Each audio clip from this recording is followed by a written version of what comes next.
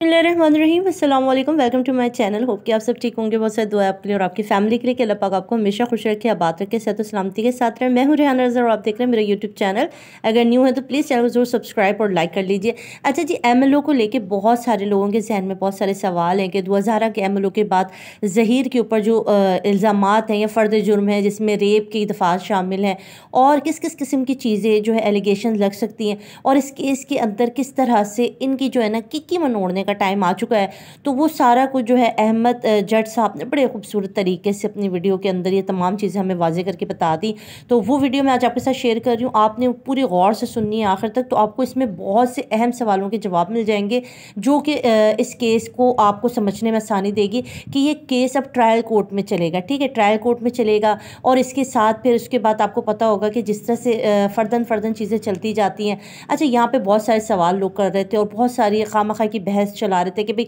बच्ची से पूछ नहीं रहे, बच्ची से पूछें। और कुछ लोग जो आपको मालूम है, एक वो झूठी सरकार बैठती है, उसने कहा कि बच्ची से इसलिए नहीं पूछ रहे क्योंकि बच्ची ने जो कहना है कि वो तो मैंने अब्बा जी के साथ जाना ही नहीं, मैंने ज़हीर के साथ जाना है। तो वो वाली बात भी यहाँ पर क्लियर की इन्होंने, अहमद जट साहब ने। उन्होंने कहा कि देखें, अगर बच्ची से पूछ ही नहीं सकती अदालत क्योंकि बच्ची की एज कम है, माइनर है, और अभी तो भाई वेरीफाई जो नादरा के डॉक्यूमेंट्स हैं वो तक अदालत अभी वेरीफाई कर रही है, उन सबको देख रही है। उसके बाद बच्ची से पूछना ना पूछना बेमायनी है। ठीक है, अब जो भी अदालत फैसला करेगी वो गार्डियंस से पूछेगी, और गार्डियंस कौन है जी? वो है मेहदी काज़मी साहब। तो बहुत ही खूबसूरत चीज़ मैं आज आपके साथ शेयर करूँगी। आपने फुल देख ली तो आपको समझ में आ जाएगा कि कैसे झूठा प्रोपोगंडा ये झूठे यूट्यूबर्स करते रहे और आपको बदगुमान करते रहे, केस से आपका ध्यान बटाते रहे, आपको गलत तरफ गाइड करते रहे। तो ये वीडियो देखने के बाद आपको केस बहुत ही समझ में आ जाएगा और बहुत आराम से आप समझ सकते हो कि ये कितने झूठे थे और यहाँ पर केस किस तरह से आगे चल रहा है। इसीलिए मैं आज आपके साथ अहमद जट साहब की वीडियो शेयर कर रही हूँ, क्योंकि इस वीडियो के अंदर हमारे बहुत सारे सवालों के जवाब आपको बहुत तफसील के साथ मिल जाएंगे। ठीक है जी, तो आप देखिए वीडियो और उनके चैनल को भी सब्सक्राइब कर लो, मेरे चैनल को भी सब्सक्राइब कर लें। अल्लाह हाफ़िज़। सरकार बनाम ज़हीर के मुकदमे की, जिसके अंदर कल के दिन में एक और बड़ा फैसला आया था, जिसमें बच्ची के जो कमसिन बच्ची के मेडिकल के हवाले से इजाज़त दी गई थी, उसका एक तहरीरी फैसला आज जारी कर दिया गया है। कल तक जुबानी फैसला अनाउंस किया गया था कि बच्ची के मेडिकल की इजाज़त होगी और तफ्तीशी अफसर को यह कह दिया गया था कि आपने बच्ची का मेडिकल करवाना है। लेकिन आज के दिन में 7 सफ़ात पर मुश्तमिल एक तहरीरी फैसला जारी किया गया है, जिसके अंदर वो तमाम चीज़ों को रिप्रोड्यूस किया गया है जो जो इस अदालत के अंदर आर्ग्यूमेंट्स होते रहे। आप लोगों को याद होगा कि इस मेडिको लीगल एग्जामिनेशन के लिए, जिसको आप MLO के नाम से जानते हैं कि मेडिको लीगल ओपिनियन आनी होती है, इस मेडिको लीगल एग्जामिनेशन के लिए बार बार बहस की जा रही थी और मुल्ज़मान की तरफ से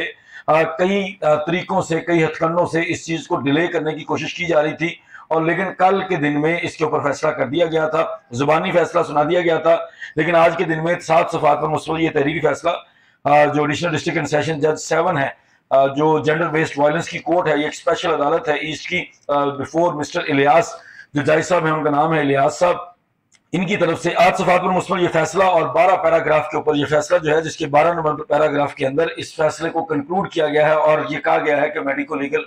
जो एग्जामिनेशन है वो कंडक्ट करवाया जाएगा पुलिस की तरफ से। उसके अंदर क्या क्या चीज़ें रहीं, कौन कौन सी कानूनी बहस थी, कौन कौन से कानूनी निकात जो मुल्ज़मान की तरफ से उठाए गए और कौन कौन से कानूनी निकात जो कि मुद्दई मुकदमा के वकील जिब्रान नासिर की तरफ से उठाए गए, उनके ऊपर बात करेंगे। अगर कानूनी तौर पर देखा जाए तो जिब्रान नासिर के जो सबसे इंपॉर्टेंट किस्म के जो पॉइंट्स थे, जिसके ऊपर वो पहले दिन से जोर दे रहे थे कि कानूनी तौर पर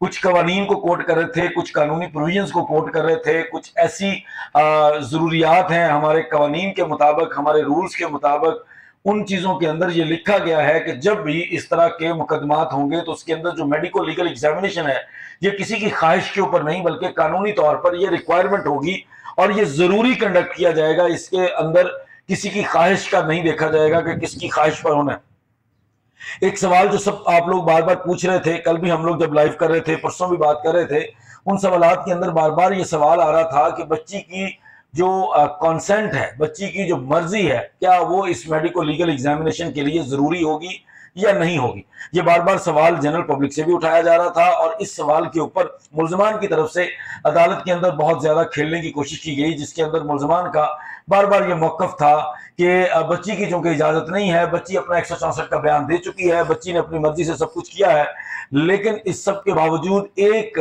एक रात इनके गले पड़ गई है। एक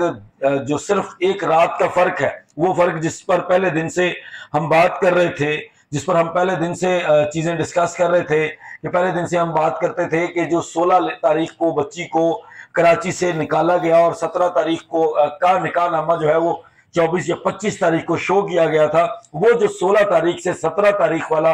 फर्क है वो इन लोगों के गले पड़ गया है। उसके ऊपर अदालत का मौकफ आ गया है। सबसे इंपॉर्टेंट और पहला पॉइंट जो जिब्रान नासिर की तरफ से उठाया गया था कि 16 तारीख से 17 तारीख तक का जो फासला है, उस फासले के अंदर, उस टाइम पीरियड के अंदर बच्ची के साथ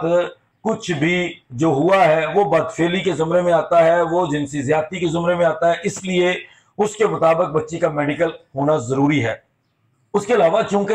इस मामले के अंदर, इस मुकदमे के अंदर ट्रैफिकिंग इन पर्सन, इंसानी स्मगलिंग की दफात को ऐड किया गया है,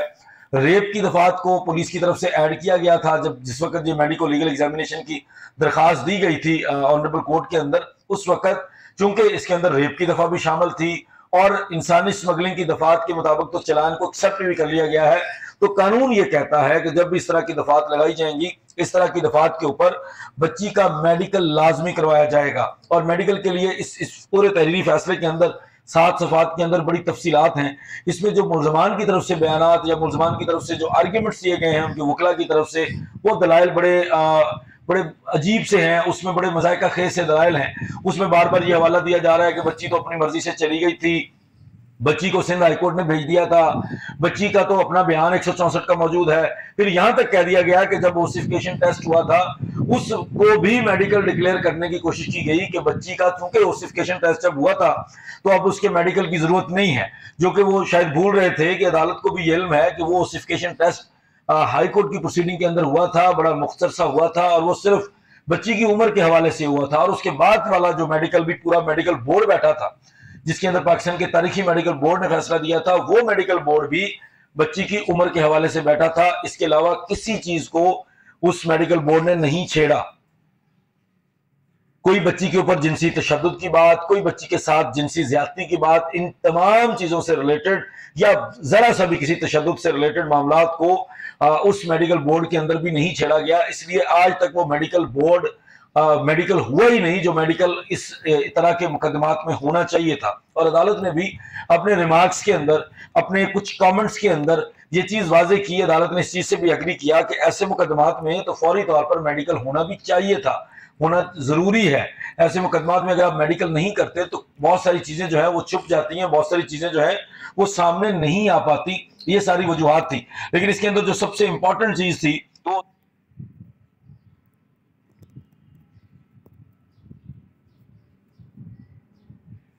तो 16 तारीख से 17 तारीख का जो फासला है,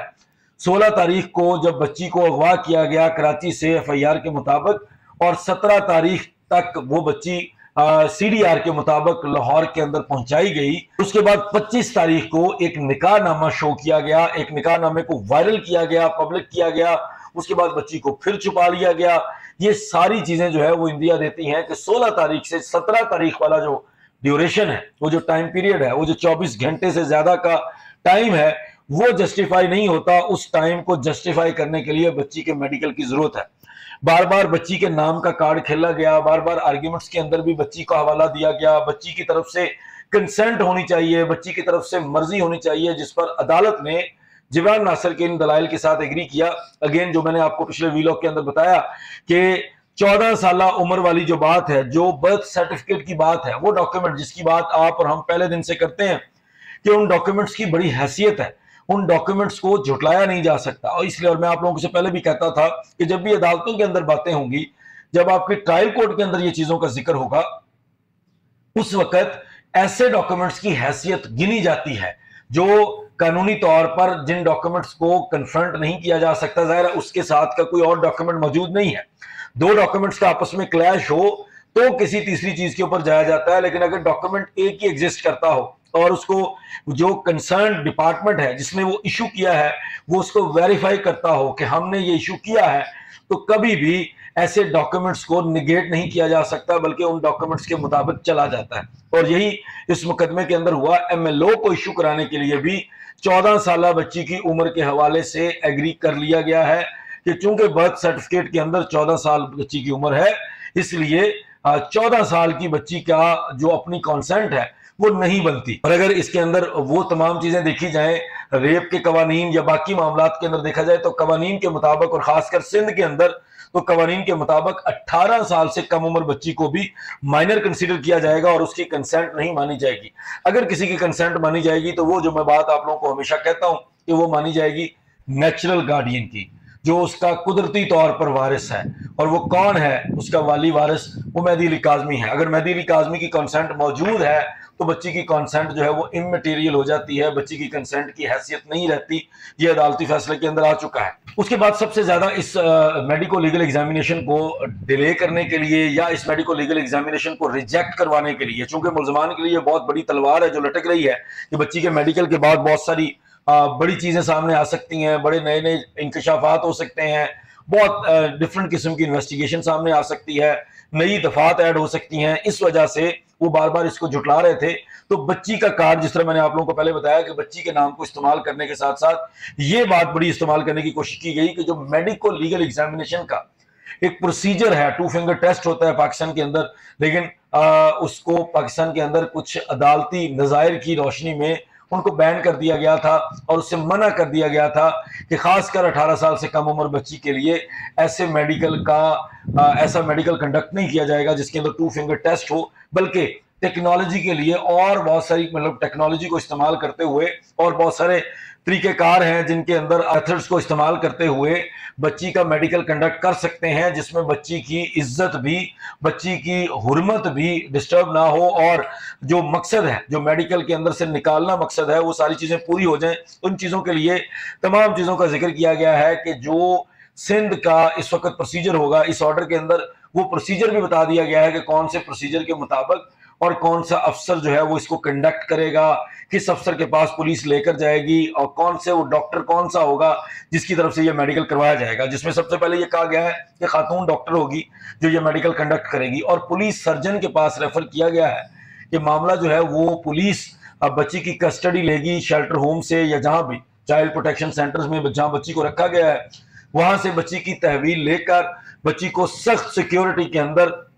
ले जाया जाएगा उस पुलिस सर्जन के पास और उसके बाद अपनी सिक्योरिटी के अंदर पुलिस उसका मेडिकल कंडक्ट करवाएगी और उसके बाद बच्ची को वापस चाइल्ड प्रोटेक्शन सेंटर छोड़ेगी और उसके बाद जो रिपोर्ट है वो अदालत के अंदर पेश कर दी जाएगी ताकि उसके मुताबिक जो है अगली दफात का फैसला किया जा सके। जो चलान एक्सेप्ट कर लिया गया है, जो मैंने आपको पहले बताया, जिसके अंदर राय खुरम और नूर बीबी के भी वारंट गिरफ्तारी, नाकाबिल जमानत वारंट गिरफ्तारी जारी कर दिए गए हैं, तो उसके ऊपर तमाम चीजें जो है उनका जिक्र किया जाएगा। उसके साथ अगर कुछ चीजें और ऐड होनी होगी, जिससे रिलेटेड आएगा, फर्दर जिस चीज की भी जरूरत होगी वो कानून के मुताबिक ऐड कर दिया जाएगा इस मुकदमे के अंदर। इस मुकदमे जब ये बहस चल रही थी, जब ये सारी समाअत हुई, तो इसके अंदर जितने आर्ग्यूमेंट्स जिब्रान नासिर की तरफ से किए गए हैं, जितने दलाइल जिब्रान नासिर की तरफ से मेहदी अली काज़मी के बिहाफ पर दिए गए हैं, उन तमाम दलाइल को पुलिस की तरफ से थ्रू प्रोसिक्यूशन जो स्टेट है, जो रियासत है, उसने अडॉप्ट किया है और उसने सेकंड किया है, उसने कंसीड किया है कि जो भी जिब्रान नासिर के आर्ग्यूमेंट्स हैं, जो भी मेहदी अली काज़मी के बिहाफ पर जिब्रान नासिर के आर्ग्यूमेंट्स हैं, उनको हम अडॉप्ट करते हैं, बिल्कुल उसके मुताबिक आप फैसला सुना सकते हैं। तो मुकम्मल तौर पर पुलिस की सपोर्ट इस मेडिकल के अंदर शामिल है, जो रियासत की सपोर्ट इसके अंदर शामिल है, क्योंकि ये सरकार बनाम जहीर के नाम से मुकदमा है, सरकार बनाम मुल्जमान के नाम से मुकदमा है, तो इसके अंदर रियासत ने भरपूर तौर पर जो मुदई मुकदमा है उसकी सपोर्ट की है, उसकी कंटेंशंस को सपोर्ट किया है, जिसके बाद अदालत ने 7 सफ़हात पर मुश्तमिल जो ये तहरीरी फैसला है वो जारी कर दिया है। और इसके बाद जब ये मेडिकल, क्योंकि आज ये फैसला जारी किया गया है, तो अब जो अगला प्रोसीजर है, आज ही अगर जो ट्रू कॉपी है, टेस्टेड कॉपी है, वेरीफाइड कॉपी है, मुसद्दका जो कॉपी होती है हमारे कोर्ट के ऑर्डर की, जब वो तफ्तीशी अफसर के पास पहुंच जाएगी, उसको मिल जाएगी थ्रू प्रोसिक्यूशन, तो वो फौरी तौर पर प्रोसीड कर सकते हैं कि वो पुलिस सर्जन से टाइम लेकर बच्ची को शेल्टर होम से लेकर चाइल्ड प्रोटेक्शन सेंटर से लेकर बच्ची को पुलिस सर्जन के सामने पेश करके बच्ची का मेडिकल कंडक्ट करवा सकते हैं और वो हार्डली वो एक ही दिन का सारा प्रोसीजर मुकम्मल हो जाएगा और एक ही दिन में ये सारे मामला मुकम्मल हो सकते हैं। मजीद जो भी